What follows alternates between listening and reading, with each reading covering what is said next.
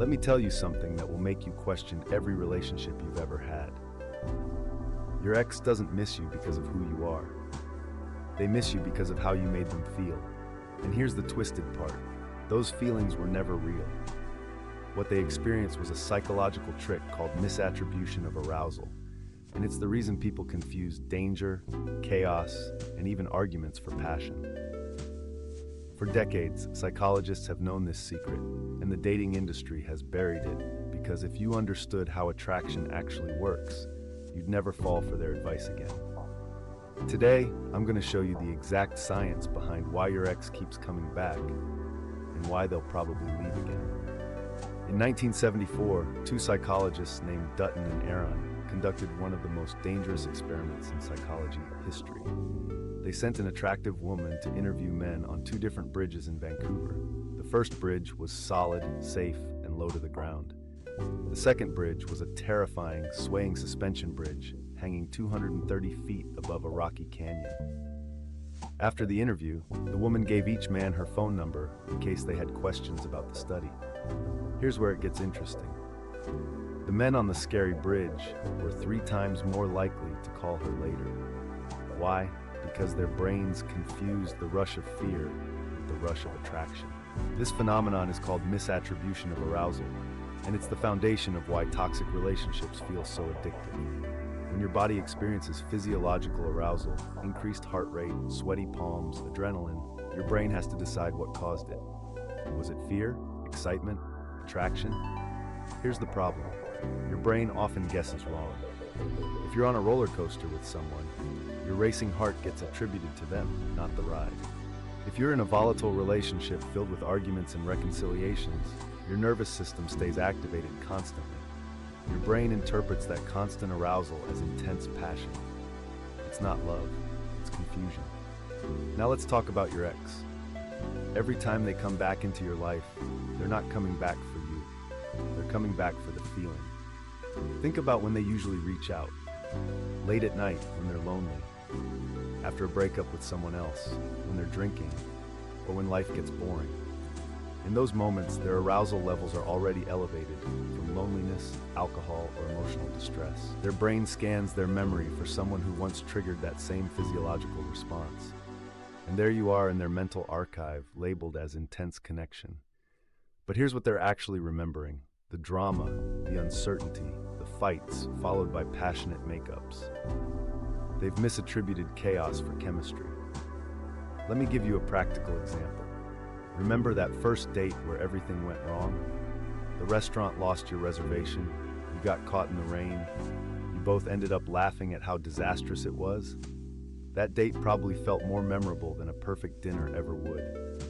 The stress and unpredictability activated your sympathetic nervous system, flooding both of you with adrenaline and cortisol. Your brains interpreted that arousal as a spark between you. This is why dating advice tells you to do exciting activities on early dates: rock climbing, horror movies, spontaneous adventures. It's not about compatibility.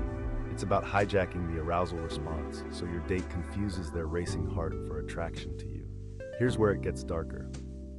Narcissists and manipulators instinctively understand this principle, even if they've never read the research. They create artificial instability in relationships, hot and cold behavior, disappearing and reappearing, creating jealousy, picking fights before love bombing you again. Each cycle of conflict and resolution triggers your arousal system. After the 100th cycle, you're addicted to the pattern. Your body craves the hormonal cocktail of cortisol and dopamine that the chaos provides. When they finally leave, you experience actual withdrawal symptoms. And when they come back months later, your body remembers the intensity, and part of you wants them back despite everything your logical mind knows. But stable, healthy love doesn't trigger misattribution of arousal the same way. A partner who communicates clearly, shows up consistently, and creates safety doesn't spike your nervous system. At first, this can feel boring compared to the chaos you're used to. You might even misinterpret the absence of drama as the absence of chemistry. This is the cruel irony. Your brain has been conditioned to associate love with physiological stress. Real love, the kind built on trust, compatibility, and emotional security, activates different neural pathways. It triggers oxytocin and vasopressin, the bonding hormones, instead of the adrenaline and cortisol of chaos. It feels calm, and if you've only known chaos, calm feels wrong. So how do you break this cycle? First, you have to recognize when you're experiencing arousal versus actual compatibility. The next time you feel that spark with someone, pause and ask yourself, is my heart racing because this person is right for me, or because the situation is uncertain, exciting, or stressful? Start noticing the context. Are you most attracted to them after arguments? After periods of distance? When they're emotionally unavailable? If yes, you're probably experiencing misattribution of arousal, not genuine connection. Real compatibility doesn't require drama to exist. It exists in the boring Tuesday nights, in the mundane conversations about groceries, in the absence of chaos. Here's what the research actually shows about lasting relationships. The couples who stay together long-term report lower initial attraction intensity compared to couples who burn out quickly. Think about that. The relationships that lasted decades didn't start with earth-shattering passion. They started with comfort, compatibility, and gradual deepening. The intense, all-consuming relationships that felt like destiny, most of them ended within 2 years. Because once your nervous system habituates to the chaos, once the arousal response weakens, there's nothing underneath. The foundation was always physiological confusion, not actual love. Your body adapted, and suddenly you both wonder where the spark went. It didn't go anywhere. It was never real. Now let's get back to why your ex keeps returning. Each time they come back, they're seeking that familiar arousal pattern. But notice what happens. They never stay. Because once things stabilize, once the excitement of the reunion fades, they get bored. They're not looking for you as a person. They're looking for you as a drug that triggers their arousal system. And you, if you take them back, you're hoping this time will be different. But here's the truth. Unless both of you have done significant psychological work to understand this pattern, it will repeat forever. The same drama, the same intensity, the same inevitable ending. Because the relationship isn't built on compatibility. It's built on your shared addiction to misattributed arousal. There's a reason dating apps design their systems around uncertainty and variable reward schedules.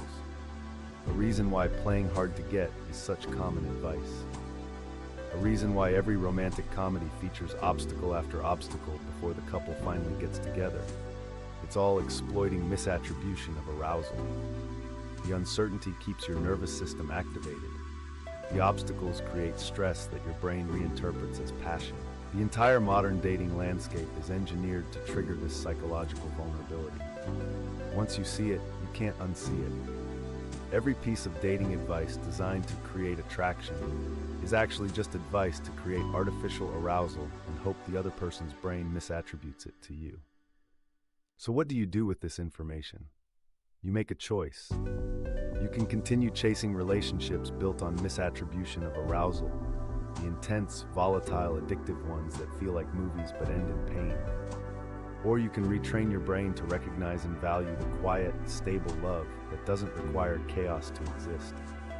It won't feel as exciting at first. Your body will miss the hormonal rush. But over time, you'll discover something more valuable than intensity. You'll discover peace. And peace is what allows real intimacy to grow.